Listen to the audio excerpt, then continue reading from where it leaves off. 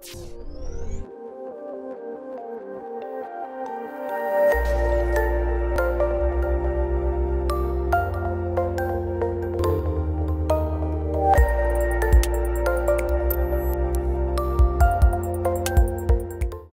evening, ladies and gentlemen. Welcome to the 6th Dean's Lecture in the 2013 Melbourne Graduate School of Education Dean's Lecture Series.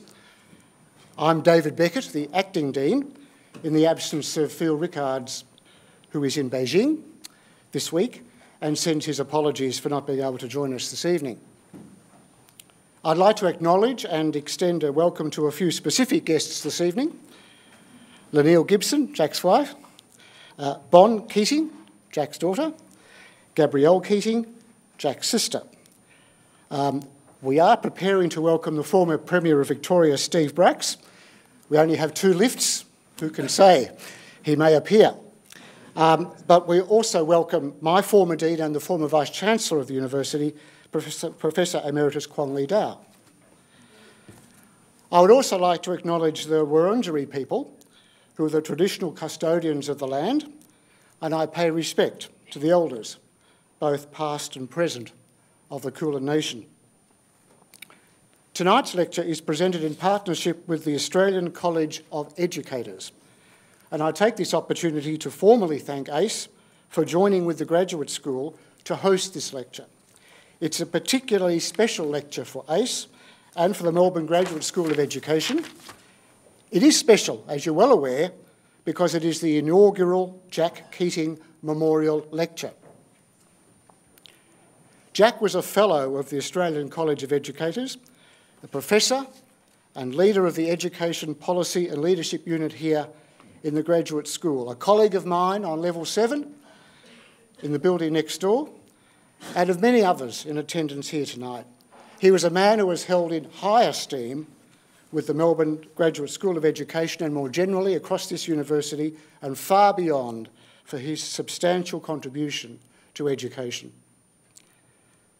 So tonight's Dean's Lecture is being presented by Professor Bob Lingard. We have almost a full house, and we did have a waiting list for those seeking to hear Bob speak, and I thank you all for your support. At the conclusion of Bob's presentation, a vote of thanks will be made by my colleague, Professor John Polisel, and after that I will invite you to join us for some light refreshments in the foyer outside around about 7 o'clock. So now it gives me great pleasure to introduce Professor Bob Lingard. Professor Bob Lingard is a professorial research fellow in the School of Education and the Institute for Social Science Research at the University of Queensland, a Fellow of the Academy of Social Sciences in Australia, and is the current President of the Australian College of Educators. Bob earned a Master of Arts at Durham University and a PhD at the University of Queensland. Bob has also been a Professor at the University of Edinburgh, where he held the Andrew Bell Chair of Education, and at the University of Sheffield in the first 10 years or so of this century. Prior to the UK work, Bob worked in the School of Education at the University of Queensland, where he was also a professor and for a time head of the school there. Many of you will know that Bob has an international research reputation in the areas of sociology of education and education policy, and has published widely in these fields. His most recent books, just 3 of them, Globalising Education Policy with Fazil Rizvi, who's in the room right now, Changing Schools, co-edited with Pat Thompson and Terry Wrigley, and Educating Boys Beyond Structural Reform, co-authored with Wayne Martino and Martin Mills. They're 3 books of 17. He's published more than 100 referee journal articles and book chapters and was co-director of government research in Australia, which has developed the influential concept of productive pedagogies. This has had policy and practice impact around the globe. Bob is co-editor of the journal Discourse, Studies in the Cultural Politics of Education. He's on the editorial board of 6 journals and editor of the book series, Key Ideas in Education, with Greg Demetriadis, published out of Rutledge. Bob is currently a chief investigator on 3 current Australian Research Council research grants, 2 discovery and 1 linkage. And he was the first 2-year president of the Australian Association for Research and Education, AARE, and was also a long-term executive member. In Queensland, he was the inaugural chair of the Queensland Studies Authority, the QSA, and he was appointed by the Minister for Education there and is currently a member of the governing board of the Queensland Studies Authority and chair of its Peter 12 Curriculum Committee. This is a star-studded CV I've just summarised there. So we are in illustrious company tonight with our guest lecturer. So with great pleasure, I welcome to the lectern Professor Bob Lingard, who will present the inaugural Jack Keating Memorial Lecture entitled In School and Contextual Factors in Systemic School Performance, Complexifying Education Policy for Achieving Social Justice. Bob Lingard.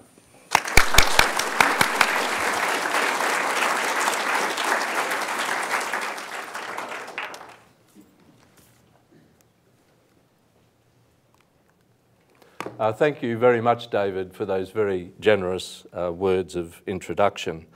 I have to say I stand here in sweet sorrow to deliver the first Jack Keating Memorial Lecture.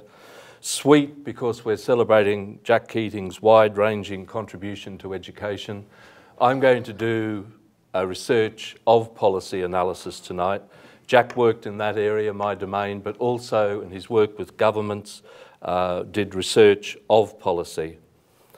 In his latter stage of his career here at the University of Melbourne, he mentored a lot of young researchers, and with one of them, Dr. Glenn Savage, I wrote an obituary in the Journal of Education Policy, which came out earlier this year. And I was astonished to very quickly receive an email from Michael Young, Professor Michael Young, the eminent sociologist of education, thanking Glenn and me for that obituary and saying that every time he'd ever come to Melbourne, Jack Keating had met him at the airport, and he had just come recently and he wasn't there, and he felt the loss very, very greatly. And I know the loss is greatest for his family, and it's great that his wife, daughter and sister are here. And I also thank all of you for being here, and particularly all of the distinguished guests. I'm certain each and every one of you that applies to. I read John Polisell's obituary in The Age, and he talked about Jack's dad being visited twice by Gough Whitlam when he was dying in hospital. And I thought, in a way, that meant that literally and metaphorically, Jack was a child of Whitlam. And I hope that my giving this lecture is appropriate, because I feel similarly to be a child of Whitlam, perhaps more metaphorically now, given my vintage. But Jack had a deep and abiding commitment to social justice principles, social democracy, which we all respected dearly. And I know that he got some of that, or most of that, a lot of that through his family. And his dad, of course, was an editor of the Catholic Worker. And I feel growing up in a family in Brisbane where I lived with my parents, my dad, who was a radical atheist, and my grandmother, his mother, who was a devout Catholic who went to Mass every day, and they would debate with me about whether one ought to believe or not believe. I found it quite terrifying as a young man, I have to say. But I think in some ways that I imbibed, I hope, similar commitments to social justice. I was thinking, knowing that Jack was educated by the Jesuits, when I was walking down here, if only all of our current leaders who were educated by the Jesuits had similar values. But there we are. And I know all of you, the numbers that are here tonight, is to honour Jack Keating, and I thank you all for coming, and I hope I do justice to his memory. And as I said, it is with sweet sorrow that I deliver this lecture. I also would like to acknowledge the traditional owners of the land on which we meet, the people of the Kulin Nation, and pay my respects to elders past and present. And I had on the screen here some excerpts from that obituary. But I did want to reiterate what most of you would know, that the Melbourne Graduate School has created the Jack Keating Fund, and I think that is important to honour his legacy and support policy influencing research. And this is, as David indicated, a joint lecture, and it's part of the collaboration between the Australian College of Educators and the University of Melbourne. And this lecture, the annual Jack Keating Lecture, is something that we've created jointly in his honour. So to my paper, and you know how it is with these things, you put in the title and the abstract so far before you actually deliver the lecture. And I think I'm still talking broadly about the title. I'm a sociologist of education. I'm going to take a research of policy perspective, so a critical look, not how policy could be better, and I'll function within a policy sociology framework. And there's two caveats, and I find I have to do this more and more now because people misread what I'm saying. And the first one is, while I'll critique some of the policy as numbers turn in contemporary public policy, and particularly in education, I'm not opposed to quantitative data or quantitative methodologies in the social sciences or education research. All of that's necessary. And indeed, any inequalities we know in the world, in Australia, in Melbourne, we know because of that sort of data. And it can and ought and must be used for progressive purposes. And I think it's interesting to me that Wilkinson and Pickett book, I don't know how many of you have read that, but it's in the second edition now in England. It's been a huge bestseller, showing how unequal societies and more unequal societies with steep gradients of inequality are bad for everyone by and large, which is important. I've always loved, as a sociologist, Emile Durkheim, who said the first rule of sociological method is that we should treat social facts derived from statistics as things, as a reality, but as social constructions. And I think thinking about them as representing reality, but social constructions at the same time. And Dick Selleck, that many of you would know, writing that his studies of the Manchester Statistical Society, said data are not given, they're made. The second caveat, my colleague and president-elect of the Australian College of Educators, Steve Dinham, was quoted in the Weekend Australian saying the biggest equity issue in Australian education is a quality teacher in every classroom. Now, my position is going to be that's necessary but not sufficient, that we've got to have other policies. And I think there's a danger in this policy moment as well, that only the teacher is the focus of policy. And I think there's a distinction to be made between quality teachers, the person, and quality teaching. And I think it's the teaching, what I'd call pedagogy, that really matters. John Hattie's book, Visible Learning, Routledge tell me is the biggest selling book in education they've ever had. I wonder how many of those school principals I talk to who own it have actually read it, which is interesting. But it is interesting in sociology of knowledge terms, why it is such a big seller. But it's interesting. In the preface, John says this: it's not a book about what cannot be influenced in schools. Thus, critical discussions about class, poverty, resources and families and nutrition are not included. But this is not because they are unimportant. Indeed, they may be more important than many of the influences discussed in this book. And I make that point to say, I want to focus on quality pedagogy in all schools, particularly in schools serving the most disadvantaged young people. That's absolutely necessary, but we need a raft of other policies, including redistributive funding, and indeed my own work that David mentioned on productive pedagogies. But we always argue that good teaching makes a difference, not all but difference. And we did find that there wasn't enough intellectual demand in many classrooms. A huge amount of care, but not enough intellectual demand. So my argument, I have too many slides as usual, I can't help myself. So I thought I'd put out front my basic argument. So I begin from the assumption, an old definition from US political science, that policy is the authoritative allocation of values. I'll come back to that. And today, of course, we have the whole evidence-based. I would argue we can only ever have evidence-informed because policy is the authoritative allocation of values. And within that, we've got the emergence of policy as numbers.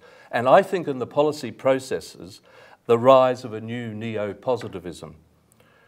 And I think that's set against the structure of feeling of our contemporary context, locally, nationally, globally, regionally, and so on. In the time of post-Cold War, Lyotard, of course, spoke about, at the end of the Cold War, the death of meta-narratives, and his argument was a performativity replaced that, input-output measures, as a value consensus was eviscerated, faded. New public management and new network governance, of course, function in a thinned-out way through data. We've got hugely enhanced computational capacity. We've got the emergence of data infrastructures and the centrality today of data to governance. I'm interested in this whole big data move, and once you get interested in something, it seems to be all there is to think about. But the rise of big data, I think, is really interesting, and it's interesting if one follows Andreas Schleicher, the director of PISA at the OECD, his blog. He's doing a lot of blogs recently about how big data will come into education.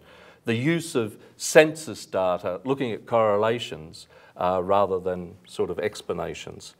And my argument is this, that the notion of education, the notion of social justice, as we've gone to evidence-based, evidence-informed policy, that set of issues, political, conceptual, philosophical issues, have become technologies of governance. Right? Education is a governable field of practice, and my argument is that the numbers construction of those matters, what education is, what social justice and education might be, has indeed reduced, reconfigured the definition of what social justice and education might be. And I think there's a tendency here, and this is part of my overall argument, with some of the data measures to really heavily responsibilise schools and teachers. Now that's necessary, but we need to do that in a sensible way based in research.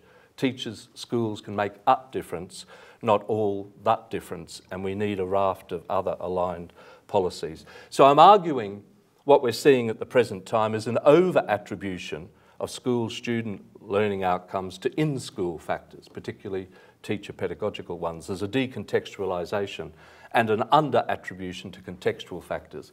And I think this is getting worse at the national level under the current government. I think what we have instead and need is a complex interplay between the two, because schools are amongst the most socially embedded of all societal institutions.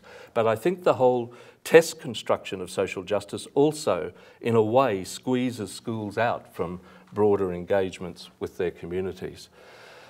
And this is a quote I've taken from the foreword to a new book on the rise of data infrastructures, an American edited book.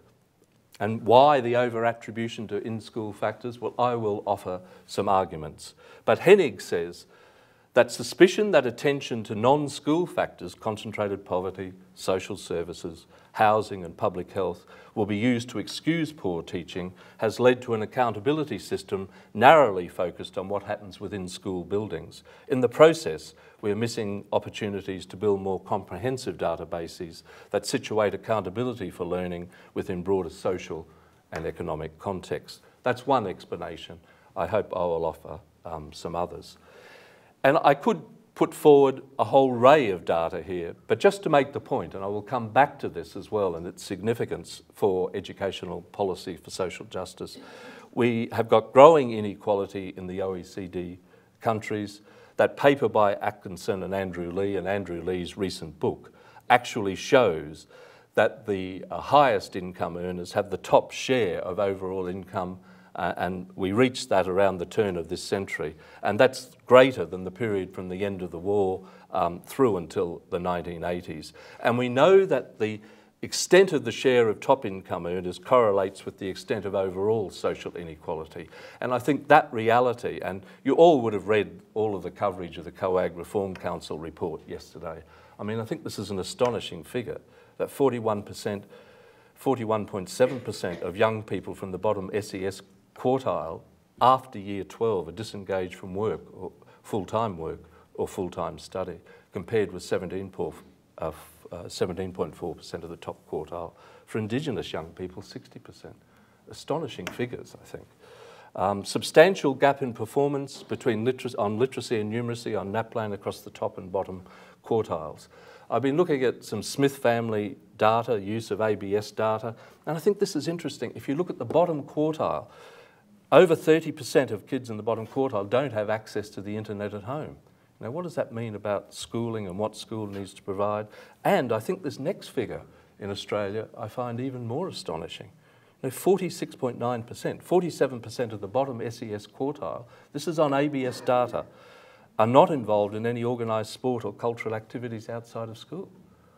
I mean, I think we've got these inequalities, and to suggest that teachers and their pedagogies alone can overcome this, I think, is falling short in policy terms. Okay, to come to policy, I've used this definition, and in my book with my colleague Fazil Rizvi, what we did is look at how that definition has been reconstituted by our contemporary condition of globalisation. And we argued, quite eloquently, we thought, that each element of the definition has been reconstituted. Authority, what Weber called the legitimate right to exercise power, where authority in the global context, I think international organisations, regional agreements, etc., take on, authority is not only now within the nation state. Allocation processes, the restructuring of the state, from old bureaucracy to new public management to new modes of network governance have changed as well, and data comes in here, a restructured state. And values and discourses. Many of those discourses we argued in that book of ours, in that book, are globalised education policy discourses, which inform and frame up policy development in education in many nations. And of course, if we go back to Lyotard, I think that with the rise of performativity, that policy has sort of become not so much driven in the high moments of Keynesianism within social democratic governments by big ideas, but more by a managerial incrementalism. And I think the data focus is part of that as well. My colleague at the University of Queensland, Brian Head, that I do some work with, has written this paper, and this is a recent development out of it, in the Australian Journal of Public Administration, and he was considering the notion of evidence-based policy and arguing it can only be evidence-informed, because he argues the three elements constituting policy: political judgment, that's the authoritative allocation of values, professional practices, and the research. And they work in different mixes, in different hybridities, if you like, in policy. But my argument would be, in a way, what's happened in and around the political judgment has seen the rise of evidence-informed policy, the whole policy as numbers, and that, in a way, has started to reconstitute the political judgment as well. He uses this as well to say there's a continuum of the impact of research, from awareness through to practice and policy change. I just thought I might put in a bit of a self-plug here for Fazil and my book here, and this other book beside it, which is a collection of my recent works. You have to take a mortgage to buy it, so I don't suggest that you do. This is a quote from Richard Elmore. Now, I'm going to argue that alignment of policy to complement what's happening inside schools and education is really important. Now, Richard Elmore, that many of you would know and has done work here in Victoria at Harvard University, he said this recently: "I used to think that policy was the solution, and now I think policy is the problem. To policymakers, every idea about what schools should be doing is as credible as every other idea, and any new idea that can command a political constituency can be used as an excuse for telling schools to do something. Elected officials generate electoral credit by initiating new ideas, not by making the kind of steady investments in people that are required to make the education sector more effective. The result is an education sector that is overwhelmed with policy, and it responding to whoever controls the political agenda, not investing in the longer term." Now, in the Weekend Australian, there's a good exemplification of this, I think, and education policy is a sort of garbage can, if you like. That story, and Steve Dinham, my colleague, was quoted in this as well. We know that from the global financial crisis, the building the education revolution was about addressing the potential impact of that. And in this article I'm mentioning at the bottom here, Steve said that at the same time as 16.5 billion was spent on the buildings, which I think was an excellent idea, that only 550 million was spent on improving teacher quality. I mean, it's that point Elmore's making in a way. There's not the alignment and the purpose, and when you've got a federal structure, it becomes more complicated, and so on. I've made this point before. Education is an idea and a governable field of practice. And my argument to some extent is the emphasis on the governable field of practice means that philosophical, political, moral, ethical issues become technologies that in the process redefined education and social justice and education. Now, I haven't got time to talk about these things in terms of context, but funding, I get enormously irritated each day by the Australian over the last few months when it says that the amount that's expended on schooling systems doesn't matter. You know, what matters is what the money is spent on. Well, I always think if you had more of it and spent it on the things that mattered, surely that would be a positive. And it seems to me it's the context of rejecting Gonski, and it's the context of suggesting reductively that it's the teacher that matters. The teacher is important, but I think any mono-focused explanation and policy focus is wrong. I think policy, and I'll come to this, because I think the OECD and its work as well overstates the policy impact on what happens in schools and systems and understates, forgets culture, history, structural inequality, matters to do with the gender order, matters to do with race, ethnicity, and Indigenous disadvantage. Now, I've just chosen these two schools, which I'm currently researching in. Chapel Hill, which is a school nearby where I live, very middle class, Inala, and I've just taken this straight from the My School website. And this comes to my point before. I'm not opposed to data. I think this is really useful.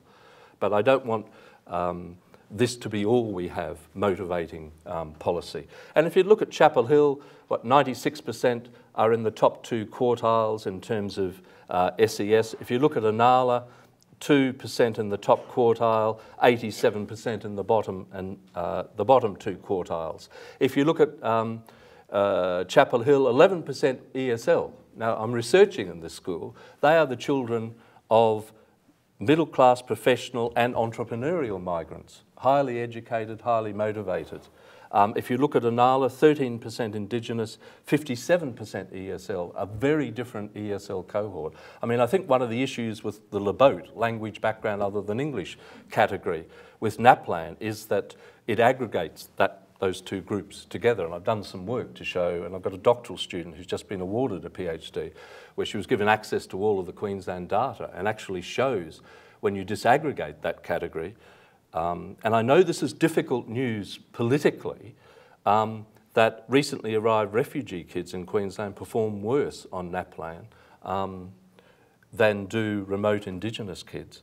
But I ask the question, if you look at Ixia, you know, a mean of 1,000, 1170, 872.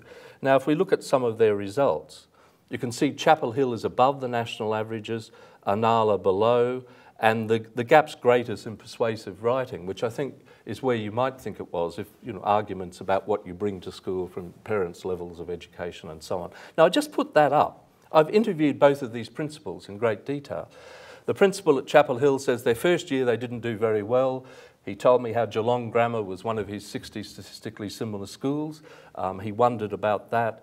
The results have gone up comparatively quite considerably in his school. Every Friday, every teacher has a data meeting for an hour with the deputy or the principal. And he says now the parents aren't any longer really particularly interested in the issue.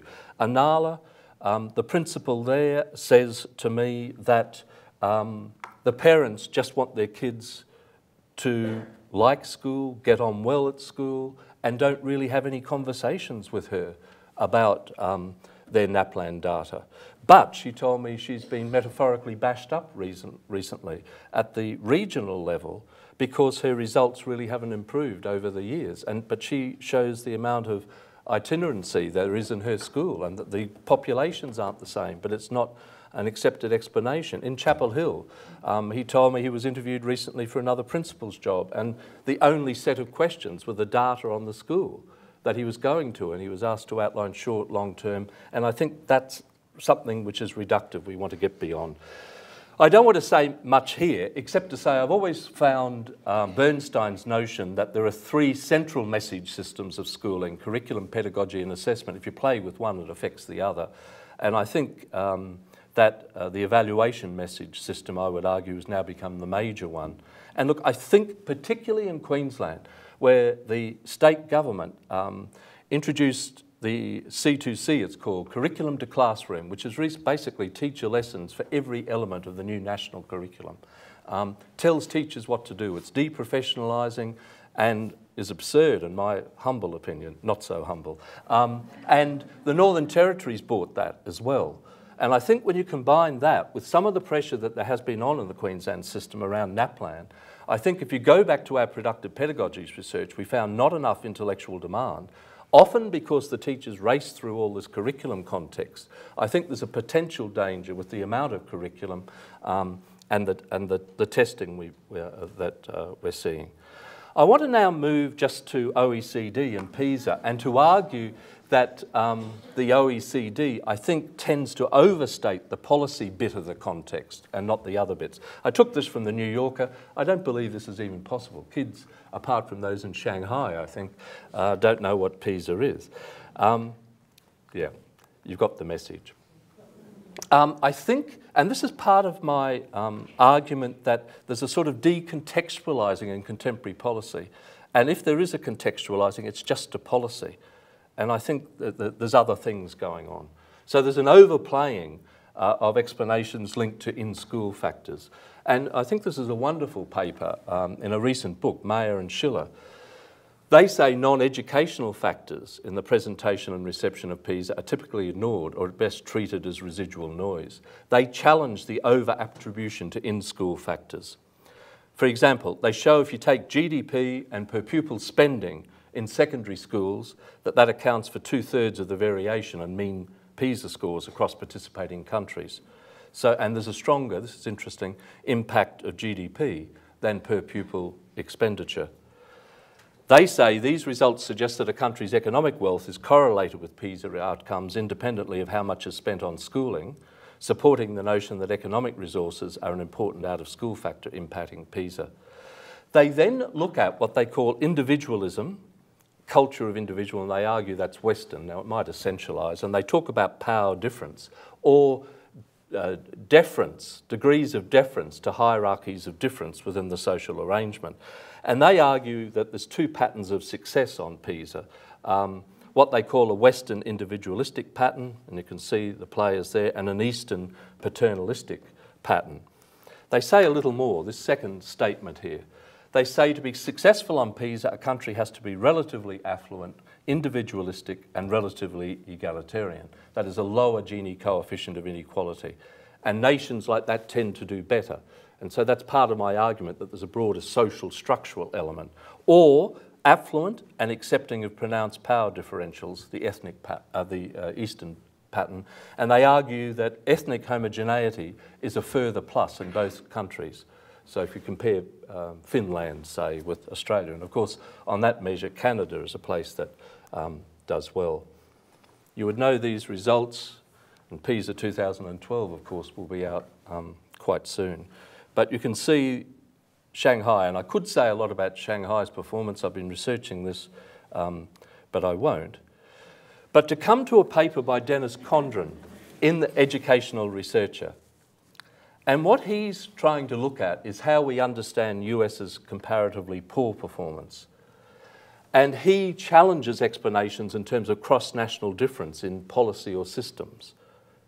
Right? So he's not denying that systemic policy and schools can't make a difference, but his argument is the amount of social inequality has a greater impact. And this is particularly so, he would argue, in the US, where you've got very unequal expenditure on schooling because of the different taxation bases. So what he does is use 2006 PISA data and the Gini coefficient. And what he finds overall, and then he applies this to the US compared with Finland, that the more egalitarian society, in terms of correlations at least, that is with lower Gini coefficients of inequality, have higher average educational achievement, a higher percentage of high-performing students, and a low percentage of very low-skilled students. And he argues, if you look at from Roosevelt's New Deal until the Cold War, a mode in the US of what he calls egalitarian capitalism to market, where there's increasing inequality, but that's left out of the discussions in the US. And indeed he shows, or hypothesizes, statistically, that if the Gini coefficient of inequality in the US was the same as that in Finland, the US would do about 25 points better on each of the three measures. And I'm just trying to make the point about context. And this is the same point. If we just look at the bottom one, when I read that Pasi Sahlberg book that I'm certain many of you have written about, where he calls our sort of mode of school reform germ, the global education reform movement, and juxtaposes Finland with it. But there's a quote on one page in that book, page 24, where he'd interviewed a recently retired Director General of Education who says you can explain Finland's wonderful performance through the legacy of liberated peasants, the spirit of capitalism, and the utopia of socialism. I wondered how that flows in terms of policy learning. Hannu Samola, in that brilliant paper of his in Comparative Education, he argues that the Civil War around the time of the First World War was central in strengthening schooling as an institution, and only public schools, an institution that brought all in to strengthen the nation, and that was a central factor in Finland's current performance on PISA. I said that at a lecture once, and one person, taking me literally, said, "Are you suggesting we need a civil war?" I said, "No, I'm just making a point about," there we are.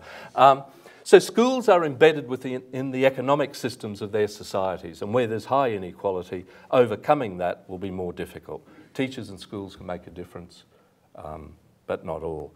Now, I'm going to go on and make the same point, really, and I don't need to make the same point again, I think, but it's from that Wilkinson and Pickett book. But I think the quote at the bottom is important. If a nation wants higher levels of achievement amongst all students, it must address the underlying inequality which creates a steeper social gradient in educational achievement.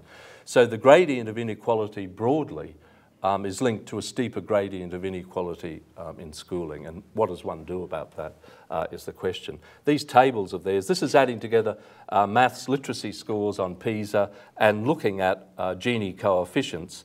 And what it shows is that the more equal societies, as measured by a Gini coefficient, do better when you aggregate maths and literacy on PISA. And you can see Finland, Japan, and then the Scandinavians, and down here the US and so on.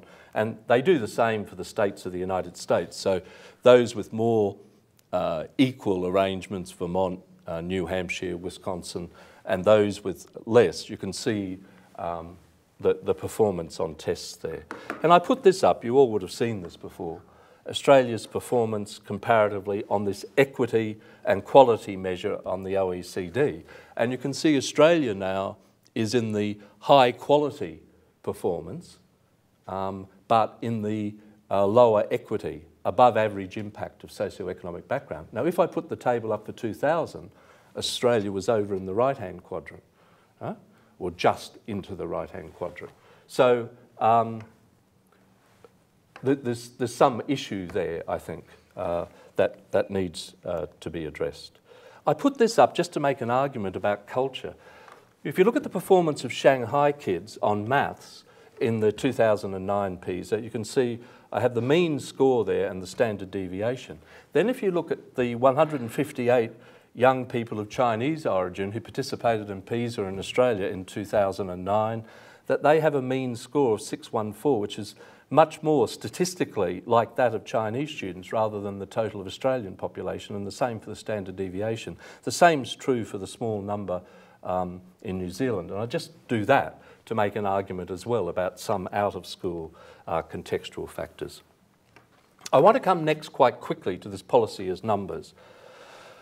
You can see policy as a network of numbers, connecting those exercising political power with the persons, processes and problems that they seek to govern. Rose has argued that the grand texts of philosophy, and it was central to my argument here, have always been complemented by mundane knowledges and practices, the grey sciences as he called them. But my argument would be the grey sciences, policy as numbers, have now overridden and reconstituted made technologies, those broader notions of philosophy and what we want from schooling and what social justice is, and I would want an argument to be opened up about that. The table I have there were just the targets set by 3 states in 2010 for reward money in relation to targets around NAPLAN, and I've written a paper in Journal of Education Policy. I interviewed all the people involved, and that was an interesting exercise of gaming between the states and the federal government. Policy of numbers, of course, is linked to new public management, new network modes of governance, and there's a sort of global and national spaces to it with these new data infrastructures, with comparison, I think, becoming a central mode of governance, and we can see this in education. Just as part of the backdrop of this, I did want to just mention big data and dartification and our enhanced computing capacities.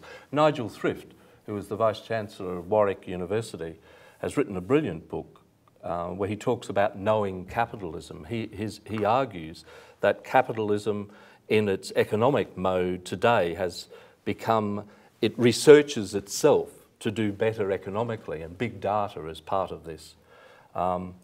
Big data analytics, sample to all data, from causality to correlation probability, and I think there's a sort of dartification of the world. Now, if we go back to Durkheim, you know, that numbers, data, there's something of a reality there, but there is a social construction. But I think we're potentially going into a new world here, and I've took this from Andreas Schleicher's blog, where he's written a lot about that. Now, one of my arguments is that what we've had in culture is a topological turn. What's that? Well, I've got the London Underground there. We might contrast topology with topography. So topography are the geographical relations. Topology is a new spatio-temporal order constituted by new metrics, data infrastructures, grids, stats, measures, etc. The data infrastructures constituted by national and international testing programs transform relational fields and create and sustain dynamic political and moral spaces. And one of my arguments is that the Ixia measure of 60 statistically similar schools, where a school's performance is compared with 60 others that are like it, that is and is evident of the topological turn. That is, it creates new relations which aren't topographical. It creates local locals, you know, the schools nearby, and non-local locals, which it's deemed that they have similar contexts, I think.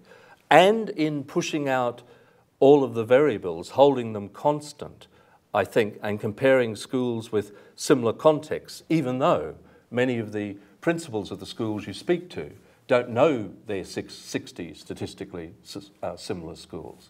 You know, they're at a far distance. They know nothing about them, but they're deemed to be in the same context. There's a topological relation between them.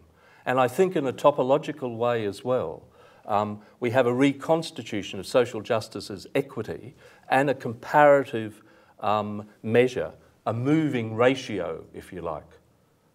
And I think that's one of the ways policy as numbers is reconstituting and untethering, if you like, its technologies from those broader conceptual considerations, debates, arguments about what sort of schooling system we want, what is a socially just schooling system, and so on. Now, I could say a lot more about that. Let me just pick up a couple of the points. And to make this point, we know that single numbers hide the technical work that goes into their construction, and categories similarly. There's a brilliant paper by Mike Savage and his colleague Burrows in the British Journal of Sociology in 2007. And Savage is a very distinguished sociologist, and I had the pleasure when I worked in the UK of having quite a few talks with him, and he's done a sort of Bourdieuian analysis of class and culture in the UK. But in this paper he says he was at a conference giving a paper on his studies of social networks in the UK. And this was the biggest study of social networks ever done in the UK. And he was saying this, and then it went to discussion, and some man put up his hand quietly and said, I work for this particular telecom company, and I have all the networks, I have all the connections that any person's ever made on their telephone, and in our firm we can analyse all of this huge big data set. And Savage and Burrows in this article say, well, that throws out a challenge to empirical sociology. And one of his arguments is that one of the things empirical sociology should do is try to understand, and I hope that's what I'm trying to do in this particular lecture, understand how the categories behind the numbers, social facts, reality, social constructions, how they are constructed and how they work as modes of governance. But there's a notion here that an equitable school system is one in which background effects are overcome. And it's this notion of a moving ratio that I referred to. I think as well, in this moving ratio comparative, the Ixia measure of equity is that there's a fatalism towards structural inequality. I mean, there's a forgetting about that. It's just this comparative topological performance. And I think social justice has gone, we've got equity, and it's equity as fairness. I think it's interesting as well to think about the inclusion target of 80% meeting national minimum standards, which of course means 20% won't.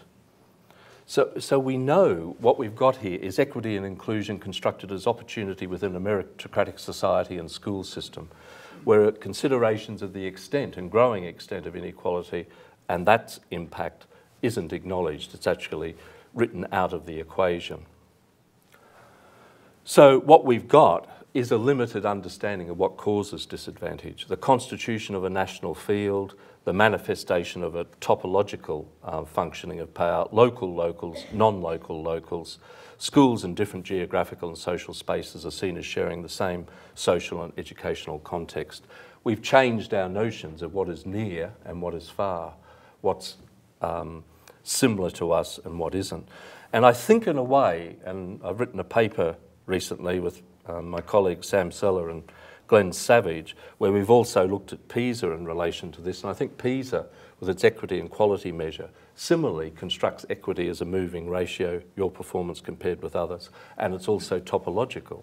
And I think some of the developments at this moment within PISA, PISA-based tests for schools, which was trialled last year, big in the United States, not funded by governments or the OECD, but rather funded by philanthropic trusts in the US.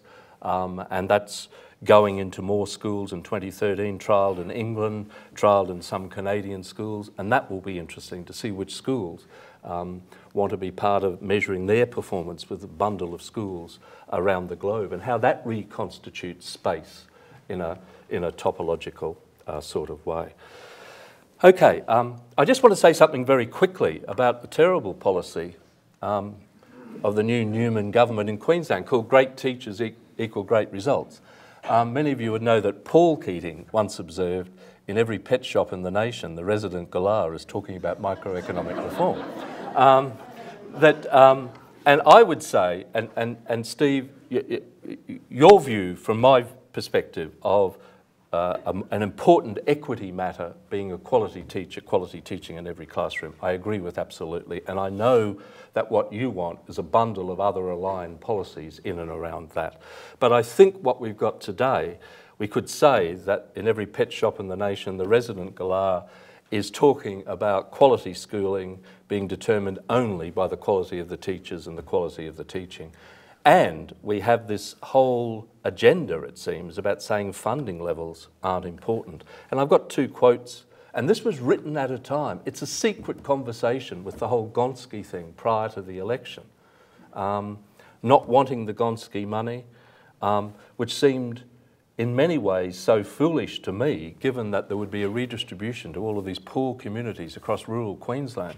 And the Minister for Education in New South Wales picked that up in 5 seconds. But it still hasn't been picked up in the Queensland context.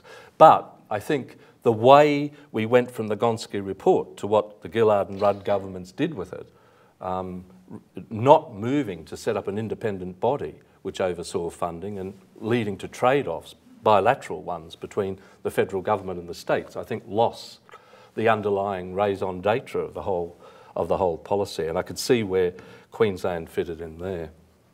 So what we've got in this document is teachers in a decontextualised way. There's great teachers equal great results. And I think it might be an echo of what we might see rolled out, if that's the right way to describe it, at the federal level now, is constituted as a solution to all issues. Pedagogy isn't mentioned. It's about performance measures and practices of teachers. There's a total silence in this document about social class, SES, Indigenous ed. It's silent on the need for redistributive funding, teachers the only focus. And we know that structural reform ipso facto, what matters is, yes, what teachers do in classrooms. Structural reform only matters if it enables that. If it disenables that, you don't get where you want to be. And I think what we've got is this top-down test-driven accountability mistrust. And so there's a suggestion, well, there's a demand, and it'll be interesting to see the Teachers' Union response in Queensland, that all principals and deputy principals be on performance-based 3-year contracts. Interesting. We know all problems constitute the problem to which the policy is a putative solution. And this one says the problem's not enough autonomy. And I asked the question here, Andreas Schleicher has written a really interesting paper for the Queensland Studies Authority, where he argues good systems have informed prescription at the centre, and that's complemented in a two-way dialogical relationship with informed professionalism. And I don't think that's what we've got in the Queensland context. And I think this more autonomy is seductive, but where does equity, where does social justice fit, where does centralised data fit? Where's the opening for other modes of accountability, horizontal to community, opportunity to learn standards, demands back on the system from those at the chalk face, as Americans might call it. I want to come next to Christopher Pyne and a piece that was in the Weekend Australian, 28-29 of September. The first quote there, standards, not money, is the main issue facing schools. He's declared, in a bid to steer the national debate away from school funding to a focus on teaching and student results. The issue in education is not a lack of money, as you can see. The last question, are our teachers a higher standard as they possibly could be? And if they aren't, how do we get to that point? He plans to announce, yes, yet another review of teacher education. Look at the last 30 years, there's been one a year at least. The last bit, this is interesting, informed prescription, informed professionalism. He plans to work closely with Cape York Indigenous leader Noel Preston to roll out the direct instruction system. You know, when I did an evaluation of the Aboriginal secondary grant in the 1970s with Professor Betty Watts, I was her mere research assistant, we looked at all of that direct instruction then from Baryta and Engelman, and here we are, however many years later, it being held out as the saviour. And there's this argument it'll be rolled out in all remote, non-Indigenous schools, and indeed in low SES schools, which I think is something that we have to ensure doesn't happen. He also said, we believe in educational approaches around phonics and direct instruction. Don't advocate child-centred learning, whole language, critical literacy. And we believe that the most important thing we can do is improve the quality of our teaching, because a good quality teacher can produce terrific outcomes at a school with not necessarily great infrastructure, but the opposite is not true. But what if we had great teachers and great infrastructure? What if we had redistributive funding, a la Gonski? And he says, look at the last quote, struggling students appeared to be receiving the support they needed, but too little attention had been paid to those in the middle and the top of their classes. This is interesting, I think, if you look at the PISA results. The way the nations that had lower equity in 2000, 2003, 2006 on PISA improved it, of course, was targeting disadvantaged young people. And the point is not those who are performing badly, I suppose, for the target to be the target of redistributive funding, but those who are from disadvantaged backgrounds who need the school to open up opportunity for them. And I think, yes, we know the percentage of young people performing at the highest level in Australia on PISA has gone into to decline. Okay, if I could come to my conclusions then. And I have a few. that I think the political, moral and ethical issues, which I think we need public debate about, thought about, discussion about, argument about, disagreements about, to do with education and social justice, they've been reframed, I think, data framed and determined, become almost technical issues. We need to open up debates about them, I think, and perhaps retether such conceptions to data work. I'm not opposed to data work, but it's having other things as well, not simply policy as numbers. I think this raises issues as well of richer, more intelligent forms of educational accountability linked to broader purposes of schooling. If you look at the Melbourne Declaration and look at the modes of accountability, they don't match. And I think we need to put our heads around how we could have a form of accountability which actually took account of those things as well.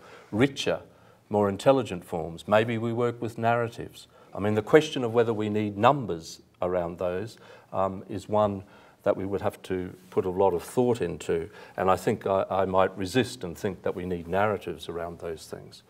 We need to challenge the reductive effects of test-based accountabilities.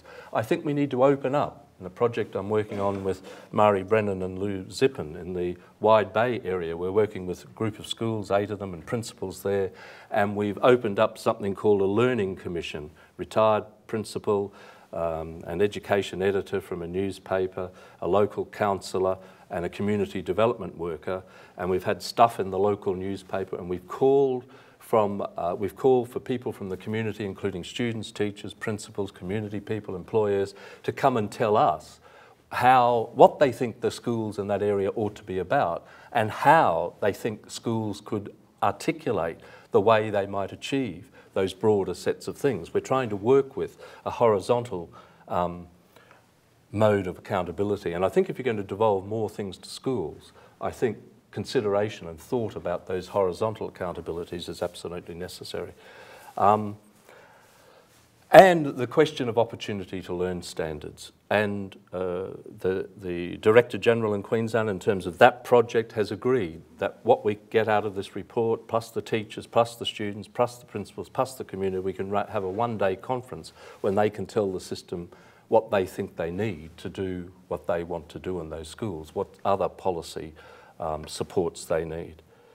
And I think we particularly need to challenge the reductive effects of test-based accountability in schools serving poor communities, because I think there's a potential that you widen the curriculum divide. When I talk to people that I've known all my life who work in the privileged schools in Brisbane, their schools do well. They have little emphasis on the test, I have to say, and have enriching curriculum. When I go into the schools in the poorer communities, they're targeting absolutely their test results. And I think there's a whole range of democratic issues here, and I haven't got time to go into this. And I think horizontal accountability and the call for a broader debate. But I think there's a way in which this policy as numbers, new public management, network governance has opened up the possibility of edu businesses coming in here. And I'm just in the process of finishing off a paper on Pearson's The Learning Curve document. I don't know whether any of you have seen it, but it takes OECD data, Timms and Pearl's data, UNESCO data, other data, and is doing a meta-analysis and drawing out of it suggestions for systems around the globe, and I think setting up possibilities for their edu business to go in and make money out of this. And of course that would mean that citizens aren't so much involved in the process, but a business that has other interests. I think in the context of growing inequality and the data in the COAG Reform Council report released the 30th of October, we need to complement policies concerning quality teaching with a range of other aligned policies. We need to understand the research to inform policy, understand the complex interplay between context and school in the etiology of student learning, school outcomes and system outcomes.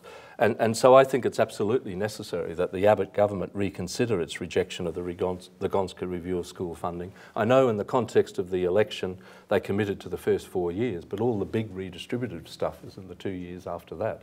And I call on them to commit to that.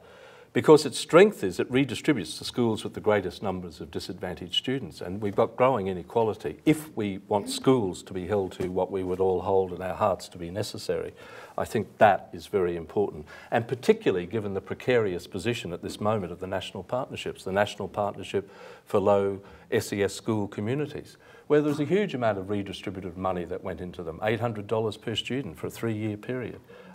That's very precariously positioned. There's an article in The Australian today. It's this strange experience. I was sitting on the plane as we went round and round in a holding pattern in Melbourne, and so they gave us papers to read, and I read The Australian, and I thought, Ken Boston's story in the paper today is the gist of my paper tonight. I thought, this is interesting. But the headline is Pyne inherited a reform mess. And Ken Boston says, Mr. Pyne has not only inherited a mess, he's also inherited a solution in Gonski. And I would agree with that absolutely.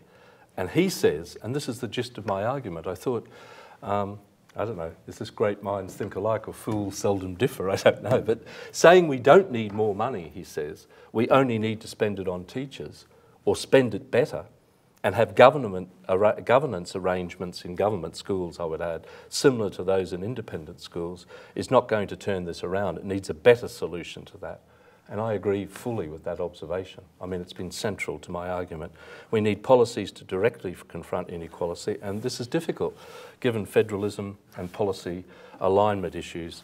And I think we need to work with a notion of non-stupid optimism about this. And just to draw to a close, I've always loved this T.S. Eliot and Albert Einstein and Martin Luther King. Where is the wisdom we've lost in knowledge? Where is the knowledge we've lost in information? And Einstein said everything that can be counted does not necessarily count. Everything that counts cannot necessarily be counted. And I think we should remain mindful of that. But I hope, and in the spirit of Jack Keating and his lifelong commitment to social justice and education, that this Martin Luther King observation, which of course Barack Obama used all of the time in his first successful presidential campaign, is true. The arc of the moral universe is long, but bends towards justice. Thank you very much.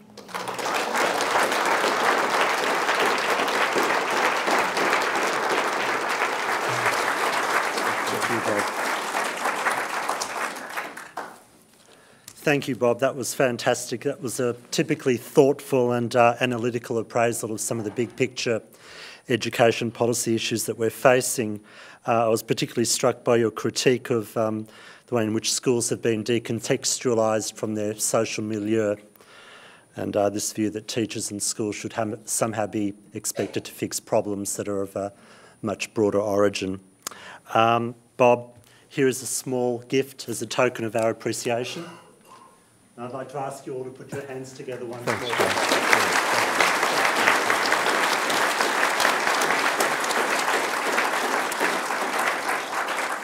Before we retire for drinks, I'm going to take just a moment of your time. The Dean, Field Rickards, has asked me to remind you, in case you didn't know, that this was the inaugural Jack Keating Memorial Lecture, presented in partnership with the Australian College of Educators. And I think Bob's talk tonight was a really fitting tribute to Bob. So thank you to Jack. Thank you once again. Jack, of course, was not just a colleague to many of us, but also a close and trusted friend. And I'm sure I'm not alone in saying how much we all miss him. I'm really pleased that we're able to honour Jack's contribution to education, not just through the lecture tonight, but also through the Jack Keating Fund, which I've been asked to plug in a subtle way, I was told tonight. I think I'll be a bit less than subtle. The Jack Keating Fund was established as a formal trust of the university, and it's intended to support policy research in the field of education, where the research is likely to impact on educational inequalities and also to impact on educational outcomes in a positive way. Particularly in the advancement of social justice. These are all issues, of course, which were very dear to Jack's heart. The university has been very lucky, very fortunate to have the support that the fund has received from Jack's family. And we have Laniel and Bon and Jack's sister Gabrielle here tonight. Thank you. but also from the group who formed the Jack Keating Fund Advisory Committee, and that committee comprises Steve Bracks, Andrew Hughes, Ellen Koshland, Graham Marshall, Terry Moran and Hayden Raysmith. And all of those people, I'd like to thank them as well because they've worked very closely with Field and with the university in establishing that trust and also in raising funds towards that particular fund. To date, the fund has raised $111,000, which I think is fantastic, from 170 different donors. And a lot of whom are actually in the room tonight, so I'd like to thank you personally. We have a goal of raising $200,000, so we're more than halfway there, and here's the less than subtle part. If anyone would like to join us in supporting the fund, I'd ask you to pick up one of the flyers that I think are just outside, the flyers for the Jack Keating Fund, or please feel free to come and talk to me or to David Beckett or to Chris Harvey from the Dean's from the Dean's office. And now to finish the formalities for the evening, I'll hand you back to our Deputy Dean, David Beckett. Well, look, all I have to do now is ask you to continue or commence conversations socially, outside, over there, right now. Thank you for coming.